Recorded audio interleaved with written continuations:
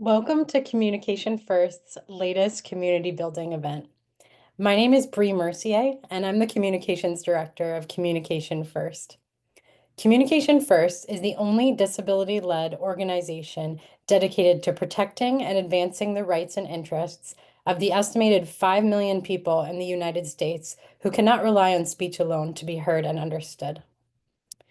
I am a white woman in her 30s who has shoulder-length brown hair.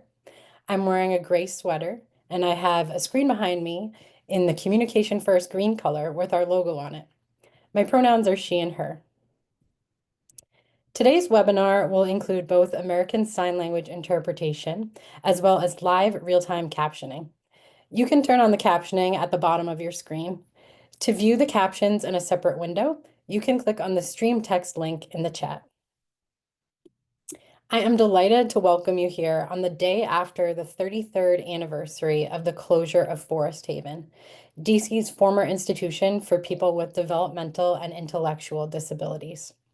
I'd like to thank you all for being part of this important conversation among our own Bob Williams, Ricardo Thornton, Donna Thornton, and Rebecca Salon. There has been a lot of excitement about their chat. Attendees are here with Communication First from at least 28 different US states. If you are new to Communication First, we encourage you to visit communicationfirst.org, where you can explore our many resources, sign up for our newsletter, and link to our social media accounts. We have a packed program today, and the panelists have agreed to answer a few new questions as time allows. In case you have a burning question that you didn't previously submit, please write it in the Q&A box. Please do not write it in the Zoom chat. If you would like to ask a question in ASL, feel free to also let us know that in the chat, and we can put you on screen to ask your question. Otherwise, we ask you to avoid using the chat box unless you have a technical issue or request, in which case, direct that to the hosts and we will assist you. The recording of this webinar will be available in a few weeks once we've had time to produce a version with corrected open captions as well as a transcript. We'll notify those of you who registered when that is ready.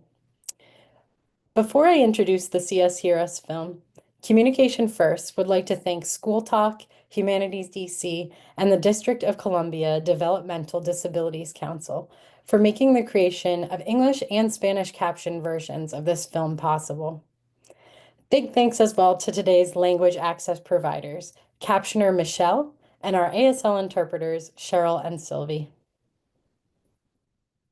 The CS Hear Us series, when complete, will have about a dozen short films featuring members of our diverse community of people with speech disabilities. The goal of the series is to elevate the humanity and diversity of AAC users, or people who need and use augmentative and alternative communication. The film we are about to screen is the third film in the CS Hear Us series. Communication First created this and the other CS Hear Us films because we believe in the power of disabled people sharing their life experiences in their own words. Bob Williams, the main subject of the film, sees storytelling as, quote, one of the most vital sources of peer support and community building. The film is open captioned, but not audio described, so I will briefly describe it now. Throughout the film are clips of Bob being interviewed at his home, plus photos from Bob's life and snapshots of other disabled individuals whose stories are connected to his. In one section of the film, there are photos of the interior and exterior of Forest Haven. After the intro slide, See Us, Hear Us, Bob Williams, the film's chapter slides appear in the following order: communication journey, childhood, family, and education, career, closing Forest Haven, and communication is a human right. The film will play for just under 14 minutes, and then we will proceed to the rest of the program.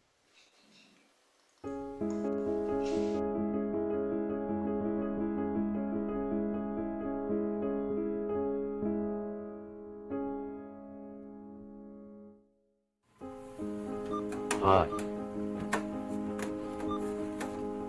I am Bob Williams.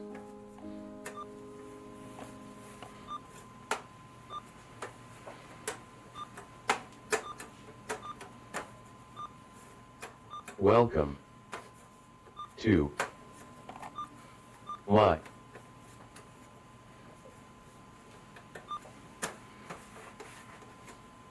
home, and why, life. Hi, I am Bob Williams. Welcome to my home and my life. I am who I love and the work I do. Today I live in Southwest DC with my wife, Helen. We met at work and have been married 30 years. I helped raise her daughter and got 2 grandkids as part of the bargain. I refer to myself and others as having little to no understandable speech. It is wordy but accurate. I have had cerebral palsy all my life. I am in a power wheelchair and use a speech-generating device. I can access words in 2 ways, one by spelling and the other by stringing these symbols together. It is an icon-based language called word strategy that was developed in the 80s and it is going extinct. There are huge barriers and discrimination that prevent many and I believe most from accessing the communication tools they need. It is often seen as a luxury and toy. It is a necessity just like this wheelchair is, which is why it must come to be recognized and afforded as a right.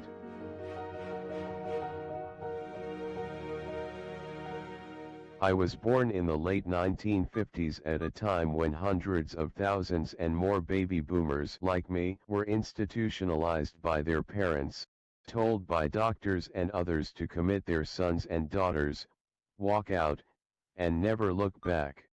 They were denied an education and worse. I experienced then and continue to routinely experience disability bias and discrimination, but I have always escaped the most hideous forms and consequences of it. Through the love and hard work of my parents, brothers, and sisters, teachers, myself and others as well as privilege and sheer luck, I escaped all of it. My parents raised me in the same rough and tumble world of love as my 4 older brothers and sisters. At 6 or 7, I learned to type on an IBM electric typewriter. Absent this, my life would be far different. Later when I was around 13, my camp counselor painted the alphabet in bold black capital letters on a piece of wood. I pointed to the letters to spell out words and sentences. A year or 2 later, I started using a green board with letters, numbers, words, and phrases. It was called the Hall Row Communication Board, named after a writer with cerebral palsy who helped design it in the 1920s. It was so simple yet transformative. That board saw me through high school, college, and my first 2 full-time jobs. When I was very young, I spent a few years going in and out of what was then called a hospital for crippled children, where I was operated on, received therapy, and went to school. Town officials told my parents it would pay for me to receive a couple of hours of tutoring, but it would never permit me to go to the same school my siblings attended. My parents, B and Bill Williams, who grew up as orphans during the Great Depression, would have none of it, so they packed up the 5 of us, left the house my dad built, and moved us clear across the state just to give me a fair shot at getting an education. For the first few years, I was bounced around from one school to another, along with 4 to 7 other disabled kids who were consigned to what was called the special class. We became good friends. I and my parents pestered school officials and others to finally so-called mainstream me into all regular classes from 8th to 12th grade. And, as a teenager, I hung out with disabled young people slightly older than me. Life was far from perfect, accessible, or easy, but we did a lot together. Some of us also helped to create a statewide coalition of people with disabilities in Connecticut. I later got my degree at George Washington University. That time was one of the best in my life. I had a blast going to classes, living with friends, getting involved on campus, and interning in the Senate. doing the same things those around me did, feeling and knowing others felt I belonged.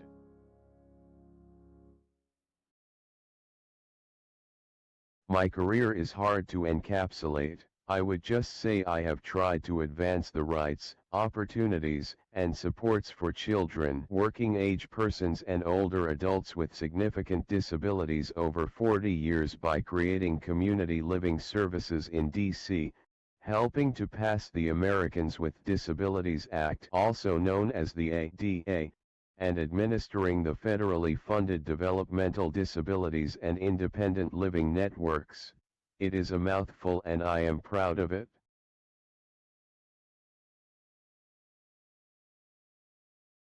The first time I saw the insides of an institution was in 1979.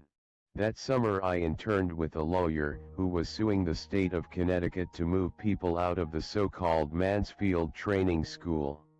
The very place my parents were told to put me and drive away. I wanted to flee as I entered its wards, but I was awestruck by the people lying on steel gray mats on the floor because in their eyes I saw a mirrored image of what my life could have been. Soon after I returned to GW that fall, a friend took me to Forest Haven, the District of Columbia institution for people with actual and alleged intellectual and developmental disabilities. I say this because over the years many were sent there with little to no reason. Soon I was named to a community advisory committee to oversee its closing based on a class action brought by Harold and Betty Evans and several other black parents whose sons and daughters lived there. After college I went to work at the DCR. I was part of its team that was charged with monitoring and reporting back to the court on living conditions at Forest Haven and how the district was making progress in moving people into homes and apartments. In doing this I came to know Viola Washington, one of the greatest teachers I have ever had. She and I worked to get a communication system that would work for her. Sadly, like many others, however, Viola died without getting the support she needed to effectively communicate. It is among my greatest regrets and is vital to what drives me. Since I first monitored Forest Haven in the 80s, I have done extensive research to piece together and tell the story of why the place came to be, and most importantly to bring the stories of the children and adults who lived there to the light of day. Their stories serve as a powerful affirmation of just how resilient and resistant people must be to escape injustice and the enormous debt we owe to them for doing so. It is imperative we learn this history, both to disrupt its corrosive effects and learn about and honor what those who were once exiled there do every day to reclaim and take charge of their lives.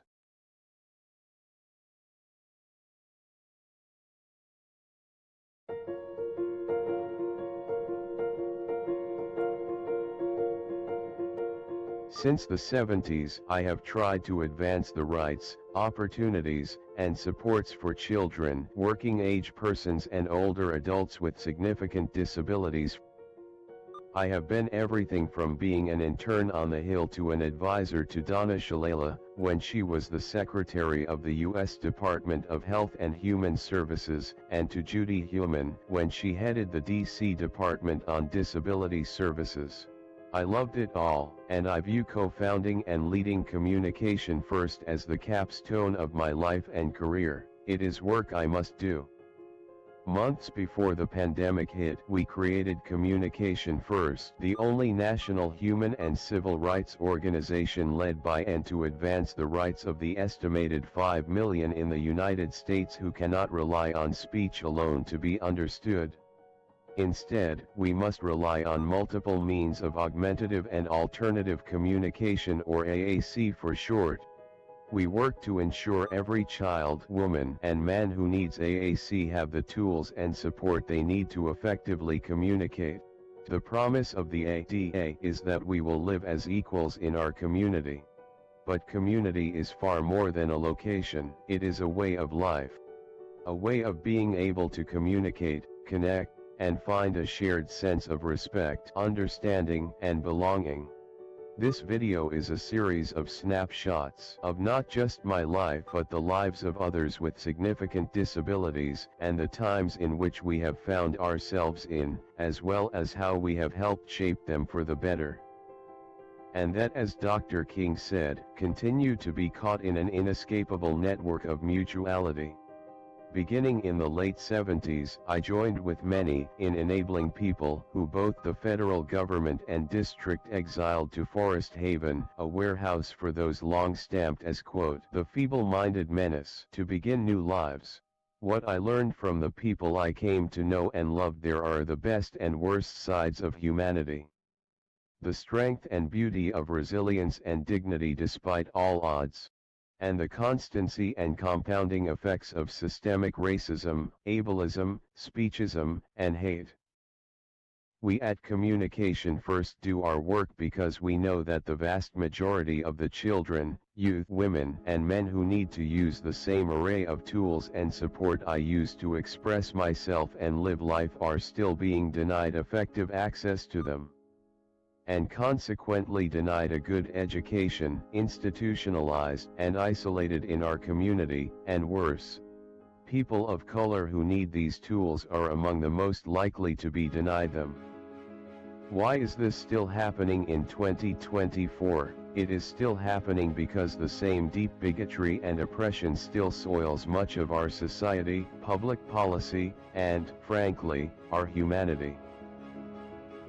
Communication First works to eradicate this base injustice, and we welcome all others to join us in doing so.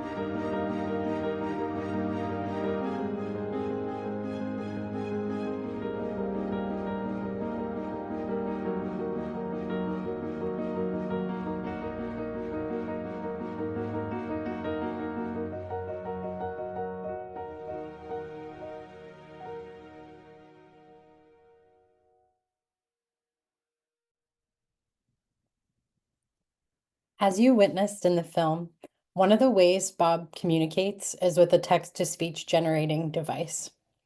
For today's discussion, he has prepared some thoughts in advance to save time.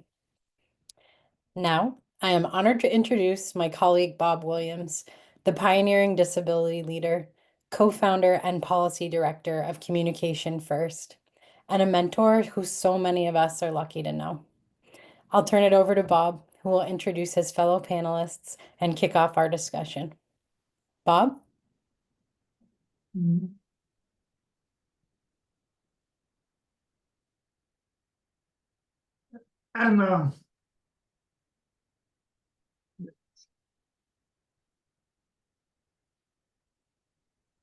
Good afternoon.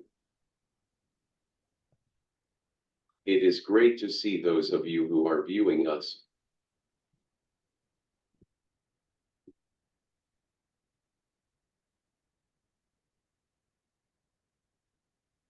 The film we just saw covers many parts of my life and the work I do.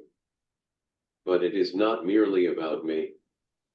It is a series of snapshots of my life, and those of many with significant disabilities, and the times in which we have found ourselves.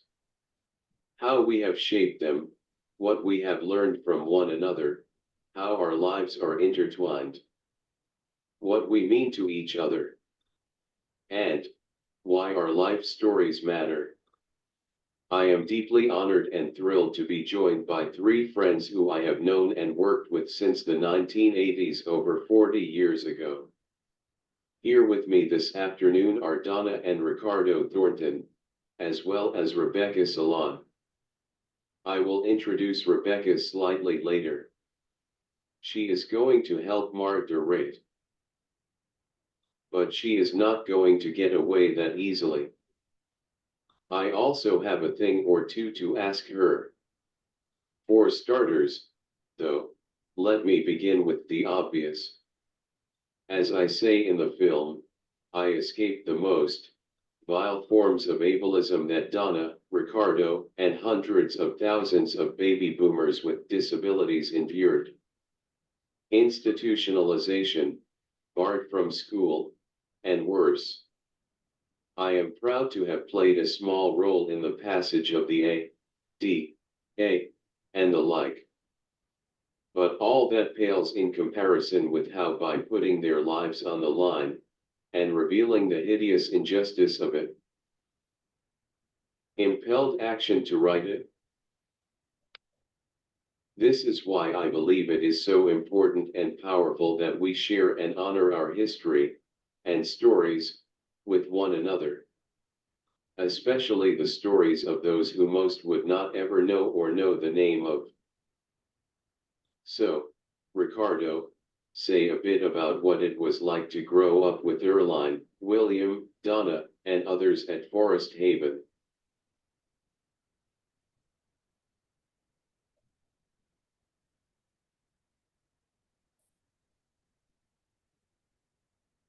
Yeah. Sorry, And you got excited about the video. Yeah. Yes, yeah, I'm a former resident of Forest Haven. It was like I went there through a court system process, and decision was already made. All I had to do was get on a bus and go traveling down the road. Um, Not sure where I was going to be going, but it was a sign that said DC Children's Center. Then the sign changes again and again. But when I got there, I got to meet people in a big cottage, and that was going to be my home for the rest, really, of my life. My life, and I was hoping that wasn't going to happen, but that's what happened. I wound up living there. I stayed there. I had no decisions to make. I had had none of that. All I had to do was follow the rules and would get in trouble. I had met my brother, William, who was very outgoing, very wonderful person, but he had a hard time trying to accept me as his brother. I met my sister, Earlene. Earlene was a beautiful person. She was my oldest sister, and she was proud to hear that she had a brother down there. And she was very excited about that. She really wanted to do a lot of fun stuff. Um, Fun stuff like we had family that come out to visit us, and they would go down on this big field here and they have a feast and we eat and celebrate. And I was at the point where I had no idea who these people really was in my life. So it took time for me to get adjusted to who they were in my life, because I lived my life in the institution. So it was kind of hard to get adjusted. But Earlene was not ashamed to be adjusted to me. We did a lot of fun stuff. Unfortunately, Earlene had her good days. She had her bad days. She had days where I knew that she was really looking for something really to do and be excited about. And there were some days I felt sorry trying to figure out why she was looking so like a zombie, over medicated to control her behavior, hurt me. And I was prompt hoping that that would not happen, but it happened not just to her, but quite a few people. Erling passed out there, and there was no thing that I could do to fix that. But I did promise her before she left that I would advocate for change, and no one else would have to ever live in an institution and suffer like that. And I met my wife, Donna. Yeah. All right. Donna, will you share the story about your swing at Forest Haven and what it meant to you to go there? What to swing? Yes. When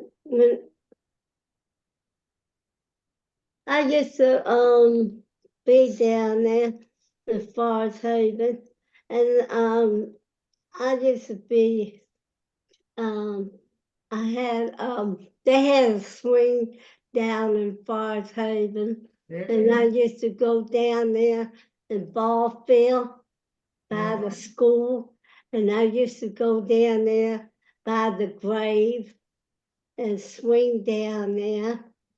And I used to look down there by the grave, and I always swing on the swing, and I used to always ask myself, I said, wow. I always ask my God, I always say, when is we gonna ever get out of this institution?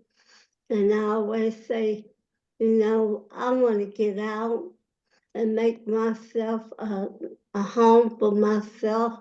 I want to get married, and I want to have children, and I want a house, and I want everybody to get out of this institution, because I think like well, I don't want this, or we don't want this no more. And I think like, hey, it's time to close this institution and get out and make it a living for ourselves. That's what I want on this swing. On this swing. Yeah. Ricardo, talk about how we started working together. We when we got out the institution, everybody was excited. Yeah. We were like, we're leaving, we're finally gonna be free. Yeah. Can't wait, all the joy, happiness come out of it. But when we came into the community, we found out that the It community wasn't easy.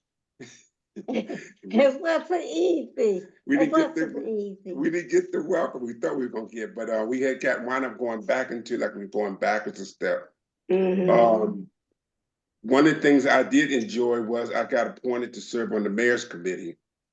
Mary and Barry appointed me to serve on the institutionalization of the closing of Forest Haven. Yeah. And on that committee, I met Bob, and I met some of the other family members, Betty and Harold, and all of us that were on there were families, there were advocates, there were lawyers, there was attorneys, there were providers. And this committee was about trying to make a difference in the community. Our goal set was to get everybody out of Forest Haven into the community to live a conductible life, respectful life, and not look back at what they have lived, because where we were living at first was not conductible, it was not respectful. I enjoy serving. Yeah, Ricardo, did you want to ask Bob about what his impressions were of being at Forest Haven? Yes. So Bob, so let me ask a question. I'd like this. So Bob, I can ask you a question about what you think about going out to Forest Haven for the first time to see the condition. Yeah.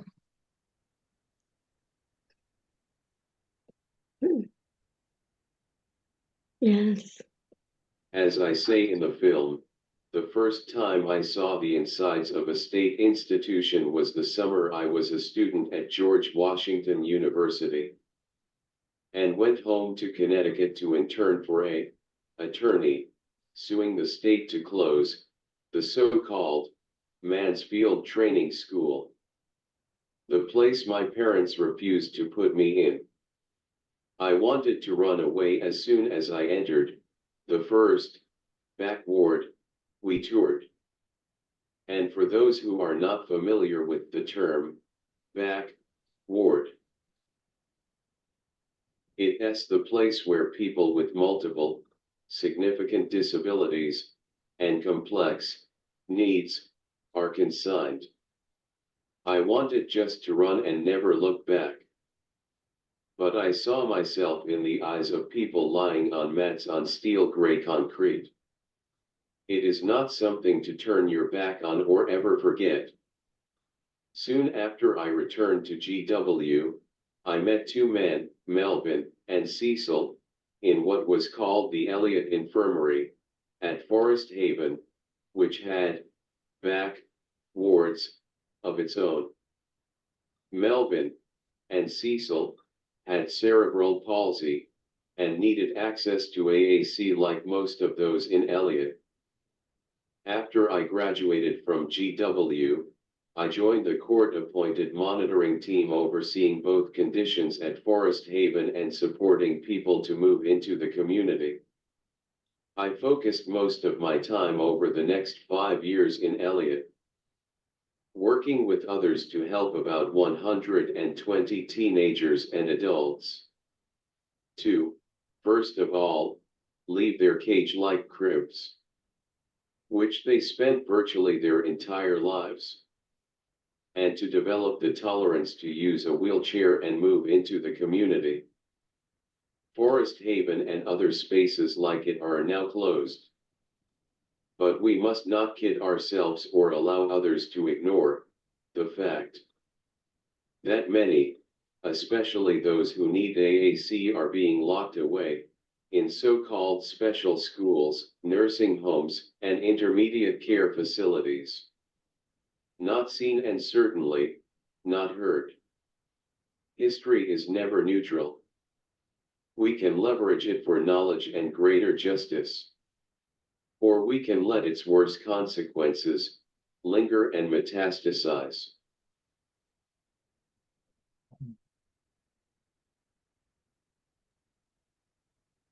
Ricardo, you submitted a really relevant question for Bob. Do you mind if I read it? It was, who were Harold and Betty Evans? And can you talk about what I call the dream team? Betty, Harold, and Joy Evans are three of the greatest heroes of the fight for racial and disability justice in our country. And, unfortunately, most people have no idea of who they were, and the enormous debt we owe them and how much we must be paying it forward. The Evans, like many parents, did their best to raise their daughter Joy at home but had to put her into Forest Haven when she was 8 because DC public schools and others throughout the nation barred them from the classroom. Harold and Betty, who I came to love and respect nearly as much as my own parents, never gave up on doing justice by Joy and all others at Forest Haven. Instead, they organized other African American parents to bring a class action lawsuit with Joy as the lead named plaintiff that resulted in closing the institution and replacing it with a system of home and community-based services. I remember Harold telling the story how when serving on the Watergate grand jury, he realized that government corruption had to be exposed, eliminated at all levels. For Betty and him, that meant fighting for simple justice for Joy and the 1,000 others then exiled to Forest Haven. Joy died at the institution shortly after the lawsuit was filed in 1976. But she remained the lead plaintiff, and Betty and Harold remained active, vigilant advocates for freedom until they died 50 years later. That is who the Evans were and why we love them and try to live up to their example. Ricardo, if you would, can you take the second half of the question you just asked me?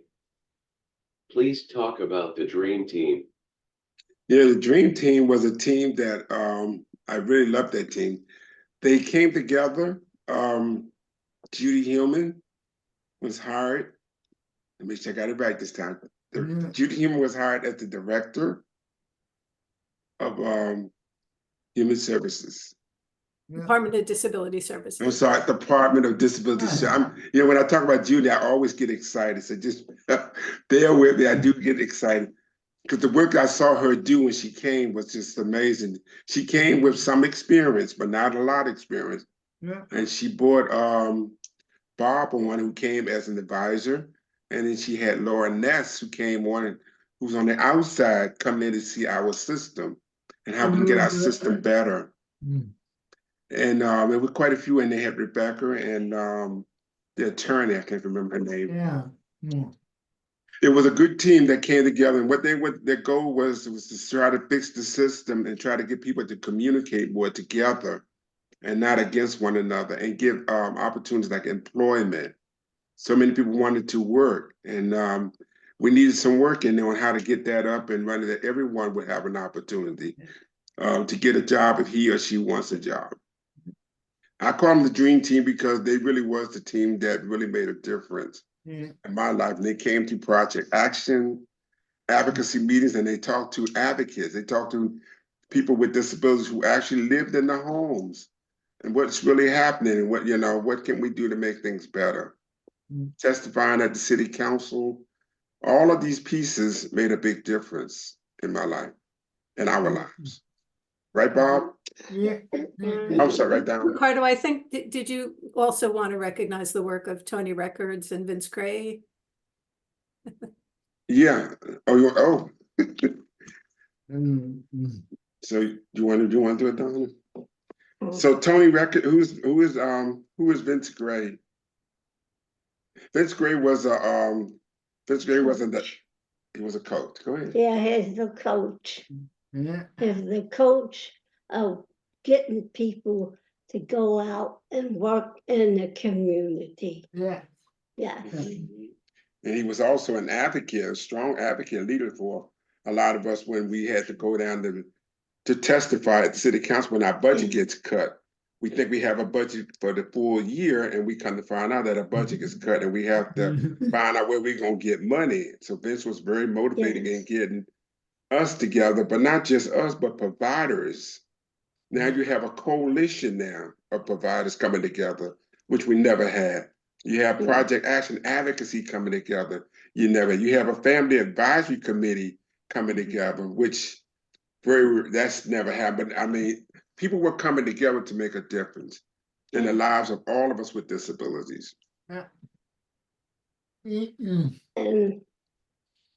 And working on our side in the community with people, in like McDonald's, DC Generals and stuff like that. They couldn't believe that we can do the work, They were shocked, we can hold a job like that, They couldn't believe that we can hold a good job like that, some people was part-time and some people, they were full-time, like Red Top and me. We can hold a job like that. And they were shocked, we can hold a job like that. And I'm still working at the Martin Luther King Library. Still work at Martin Luther King Library. What you got in that water? I'm sorry. Yes, I'm still at the library. I'm going on my 47th year there. But I got the job through special ed training. I'm trying to send a message to the children who are coming up today. Because of your label of your disability does not hold you. It does not define you, nor does it hold you back. You could still get the job if you want, and you give it your best. And I'm just trying to get that label and help them to understand that. But anyway, we're trying to get people on the outside to hire people with disability in the community, in the community to work in these stores and stuff, and like the White House and stuff like that. Hey, Bob, that's the Coca-Cola. That's not me, Bob. She had a Coca-Cola for lunch. But that's all right. That's all right. I'm sorry. This is what I want. This is what I'm speaking of. Donna, No. What do you most want people to know about the life and family the two of you made for yourself, Ricky, and his family? What you want people to know about the life you made for your family? Yeah, my family. I'm gonna tell you about my family. I have a son was 2 pounds 11 ounces when he was born. I had him at DC. I had him in Washington, Washington, Washington Senate, Washington Hospital Center, Yeah. and he was 2 pounds 11 ounces. And Ricardo Thornton, my husband, he was at basketball. He was playing basketball while I was in labor. No, I was there with you. Wait a minute, let's clear that up now. I was with you. No, you was at the basketball, playing basketball, and they had to call him and tell him to come to the hospital. And I came there to see and I was a beautiful 2 pounds 11 ounce baby boy, born on the day that I did have a basketball game. You know what we was playing? We were playing ARC, this gray's old team. Yeah. So I had to make some adjustments on being a parent and what a parent's responsibility was. And it took some while for me to get there. And when I got there, because Ricky is now up to date him now, he's now graduated from high school. Yeah. He's a married man? Huh? Ricky is married. He's married. Yeah. He got three children. He got 3 children. One is autism, and my 2 little girls. I was there when they were born. One was Leah, the first one, and the other one is Leah. Leah and Maria. And Daniel is the oldest. But Daniel got autism and he's working now. He graduated, I think he graduated. Yeah, he graduated. Yeah, he graduated. And Leah and Maria, they go to school, and they're doing very good in school. And the wife and Ricky are very happy. My son, he's working now.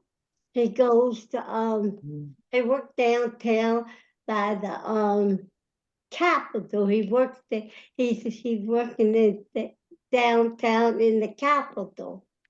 In the Capitol now. Hey, He's 39 years. You're gonna ask your question. You both have told your story to millions of people, including on 60 Minutes and the movie, Profoundly Normal. Why do you think it is important for us to tell our stories, especially to other people with disabilities? The reason why I think we should tell our stories because we want everybody to know our story, and we want to know the people that we want to tell them about our story, to tell them that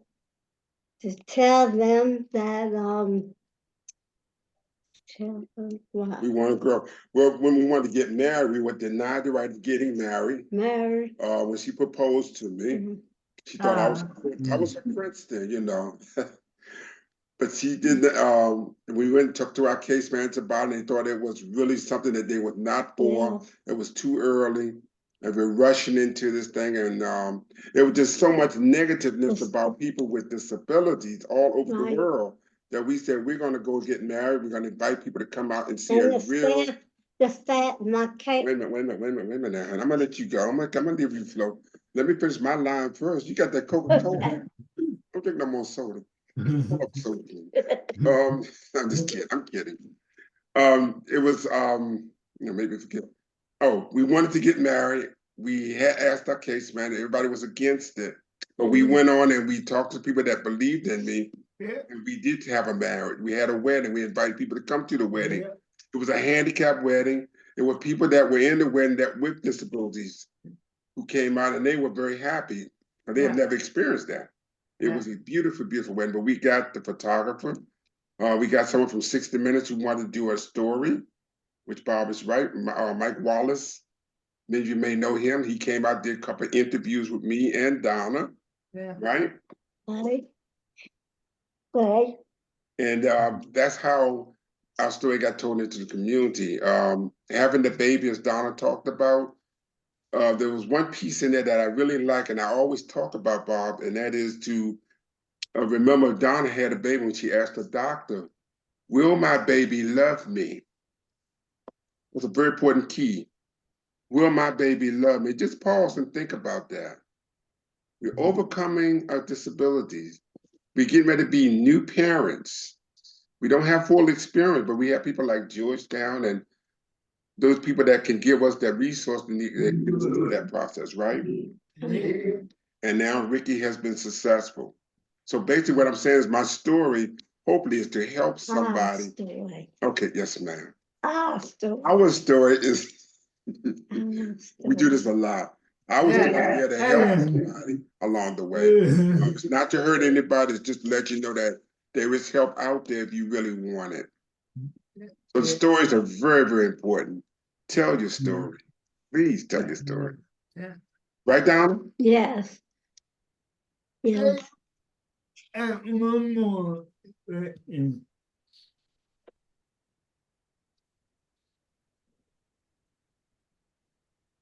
As I said at the start, it is now my pleasure to introduce Rebecca Salon, an indispensable friend and colleague to Donna, Ricardo, myself, and many others in DC and the nation.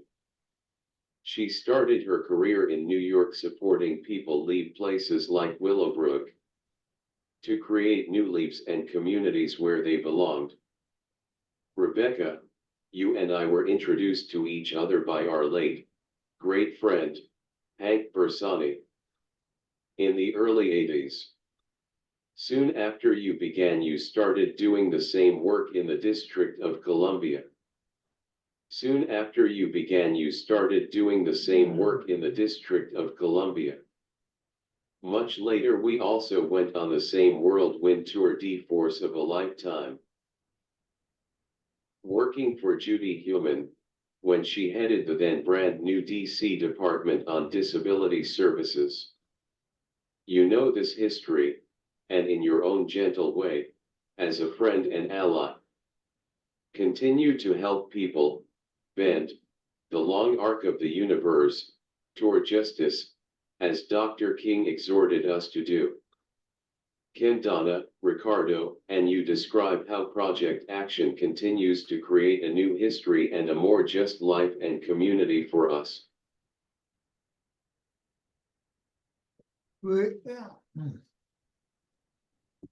So, I know Project Action is a self-advocacy group, and we have a wonderful group committee.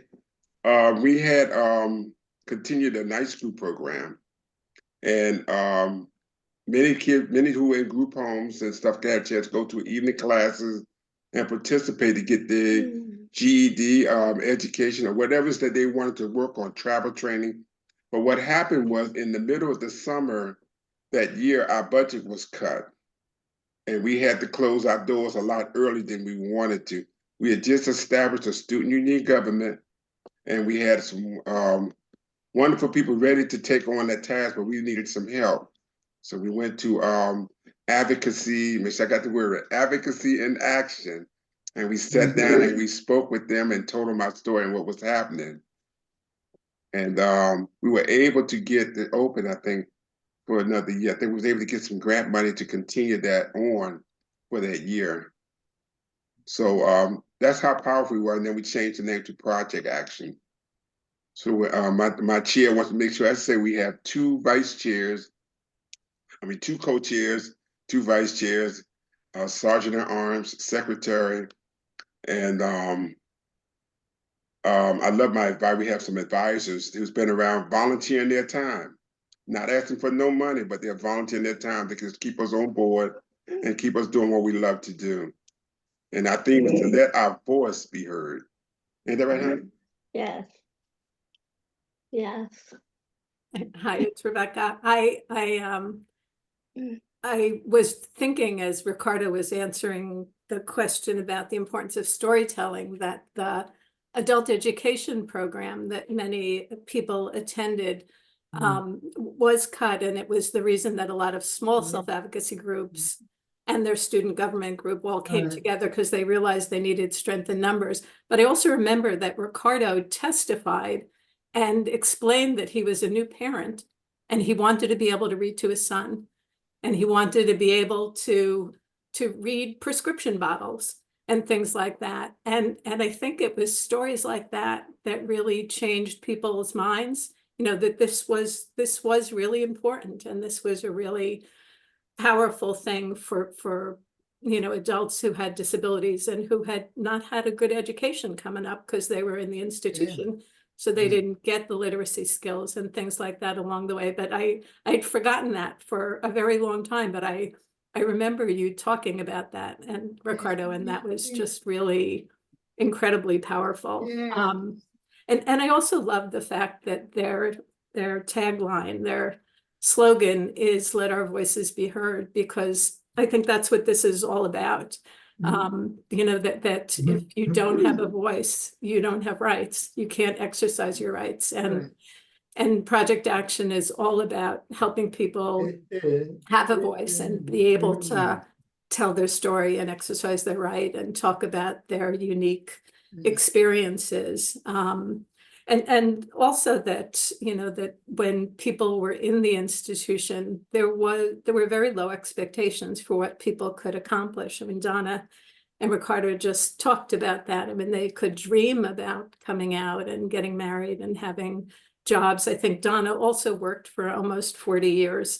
I mean, you know, that both Donna and Ricardo made enormous contributions to the workforce. Donna was at Walter Reed, is that right? For all that time.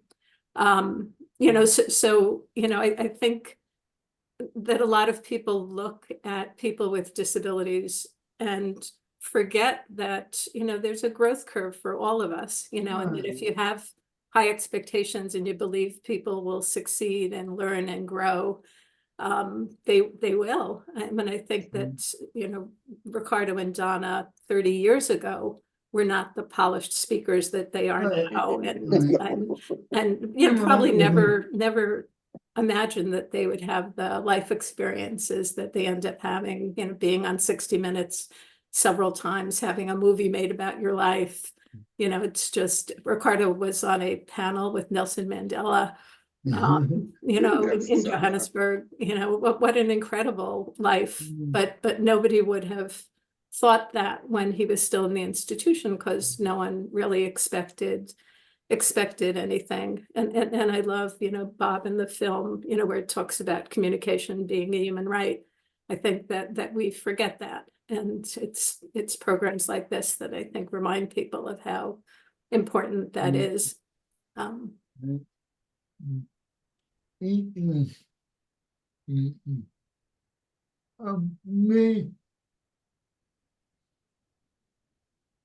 we up to questions and answers, Bree? Just about. Great. Thank you.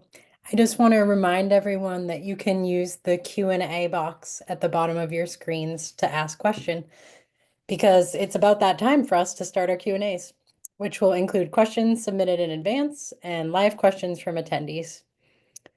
The first question for panelists is, what do you say in response to parent groups who are in favor of institutionalization? What was the question? The question is, what do you say in response to parent groups who want to institutionalize their children? I would say don't do it. Hold off. Don't go too fast. Get you some resource and find out hear some of the stories like we're telling here today to you. Institutions is not the best thing. If you want to hide your children, which we don't want people to be hid because they have a disability, they have abilities, and the abilities, you got to find the ability so that they can grow. Education is a key that all parents need to know, and need to know that psychologists don't have all the answers to what a disability is. Um, that's something that you have to go and do research around, and you'll find a gift that they have within. And you'll be like, I never known that they can do that. So don't be so fast to look at an institution. Institutions are wonderful for people who may like that kind of stuff, but we should not have to live like that. You didn't do a crime, you shouldn't be doing time. You should be living in a community where you're free and you're learning new skills and you're developing each and every day something new. And don't be ashamed of your children because they have a disability. Be proud of them because they have a gift inside. You just got to find it. That's right, honey. What do you think about that? Do you think parents should have their children go to institutions? No, children disabilities should not go to the institution. No, no, no, no, no, no.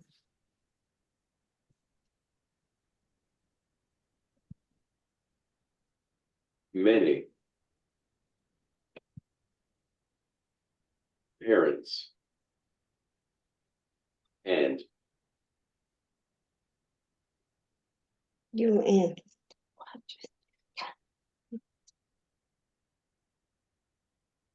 siblings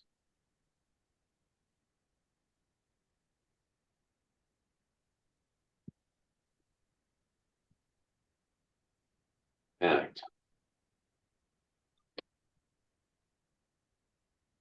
out of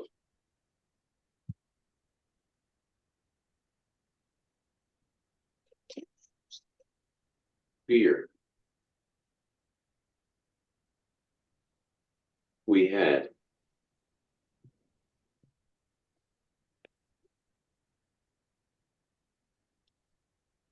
families of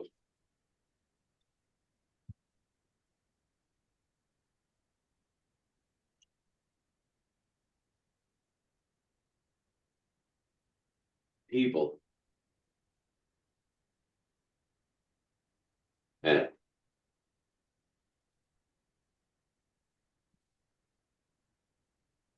Forest Haven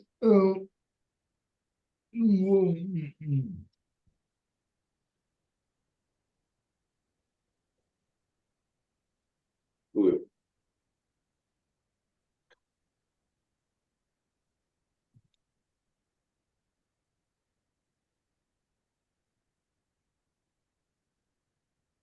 opposed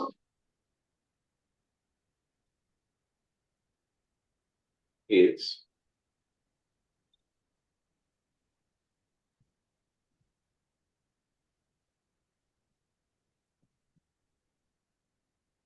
closing, but some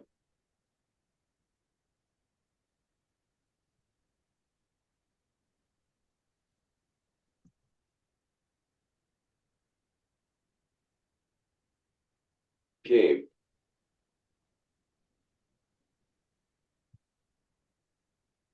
around when they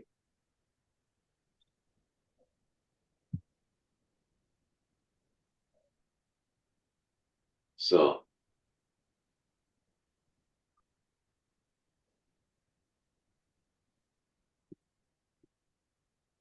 how much their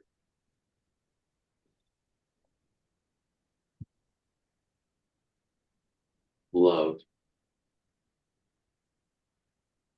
one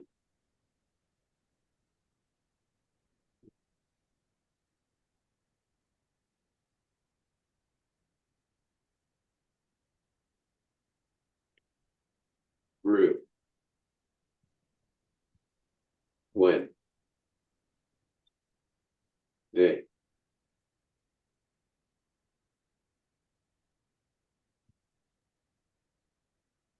moved to the community. Many parents and siblings act out of fear. We had families of people at Forest Haven who opposed its closing, but some came around when they saw how much their loved one grew when they moved to the community. I wanted to ask a question of Ricardo and Donna and tell a little story. And the question is to ask maybe if you would talk about some of the things that Project Action has done to help people find their voice and to practice, you know, the Toastmasters and the role plays and the things like that. If you could describe some of those things. And while you're thinking about all the things that you want to add to that answer, Bob mentioned that I worked to take people out of Willowbrook and actually Letchworth Village, another New York State institution, in the mid-70s to the very beginning of the 80s. And I remember distinctly my first year, and I was very young at the time to be doing this, but I am no longer very young. But I remember one man in particular who came out of the institution and he didn't have a way to communicate and seemed very, you know, kind of dull looking, you know, wasn't engaged with his environment. And they were required under that court order to do psychological testing, IQ testing. And on the part of the IQ test that funds what you've learned over time, the general fund of knowledge, he did awful because no one had ever educated him. On the abstract reasoning part, he scored superior intelligence. And so he came out of the institution and we found out that he had a significant hearing loss, that he needed glasses, hence the fact that he didn't look like he was connecting with his environment was that he couldn't see without correction. And within a very short amount of time, we got, at the time, all they had was IBM Selectric typewriters. That was what Bob said that he used. We got him a typewriter, and within a short amount of time, he found a way to communicate. I mean, his life was so different because he was in a different environment. No one expected anything of him. And it wasn't that we were miracle workers. I mean, it was just, you know, that we were able to help him find a way to communicate, to be able to hear some, to be able to see. And it was just heartbreaking because he was probably in his mid-20s at that point and had been in the institution most of that time. But finding ways for people to communicate is so important. And I know in Project Action, so many people are very shy and need a lot of encouragement. Can you guys talk about, you know, the kinds of things that you do during meetings to help? Yeah, we usually have, sometimes we have icebreakers at some meetings. We do introductions where each person get to say their name. We don't like people stepping in for them. We like for them to say it, to express themselves. We also have had workshops, conference, where we invited people to come out and to be a part of the conference. And we had the beginning advocacy. And we had one of my favorites is role play, where that's another way that you can communicate. And we have actors that love to do role plays, but it's also educational, and you can see growth in that. Yeah, so at every one of their meetings, they make sure that everyone has a chance to speak. And just if they get applauded for whatever their contribution is. And it really means a lot because no one's ever recognized them in those ways before. Everyone. I think Bob wanted to add something to that. Bob has come to many, many Project Action meetings. Yes. Also. Here's the plan. Shirley. I just be me, the car. Oh, wait. No, I think she was waiting for you to be done, Bob. Everyone also listens. It's true. Yeah. Sorry, Donna, you wanted to talk about Shirley? So you want to talk about Shirley? Yeah, me, Ricardo, and some others, and Lindsay and them, we used to have a role play. We used to do some plays. We used to go out and do some plays on different characters. Mhm. Me, Ricardo, Lindsay, and some other people. Players Unlimited. Yeah, Players Unlimited Theater. The plays are limited. And you was our star. Huh? And you was our star. Yeah, I was a star in it. What happened to your husband? Huh? Okay, never mind. But anyway, I used to love to do star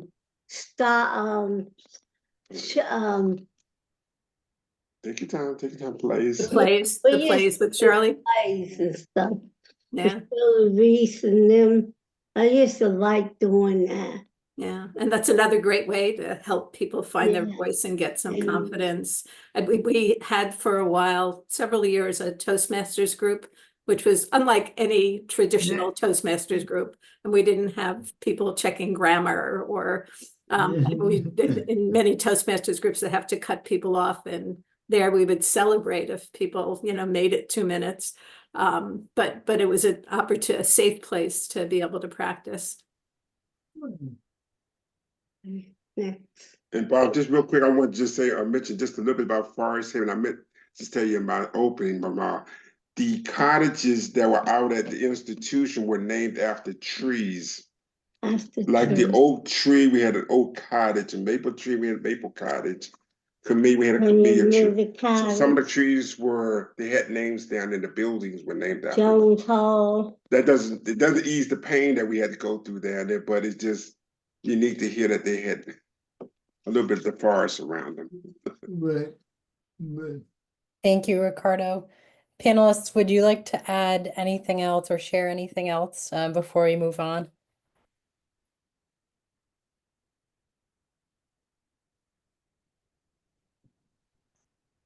All right. To you, Bob. Well, yeah.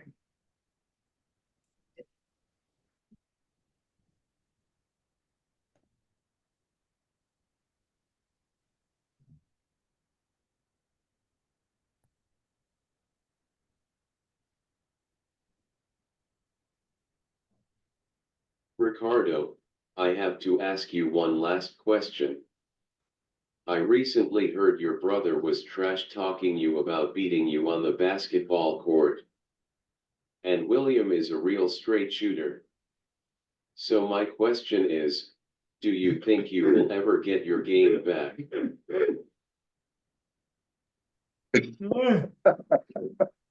Yeah. He's pretty good. I think I'm gonna get it back. I think Donna said I still got it. Wow. Basketball. No. He got a lot of work to do. Donna. Wait a minute. Yeah. Okay. Wow, that was a hit. That was a hard hit, Bob. Ooh. Stop laughing.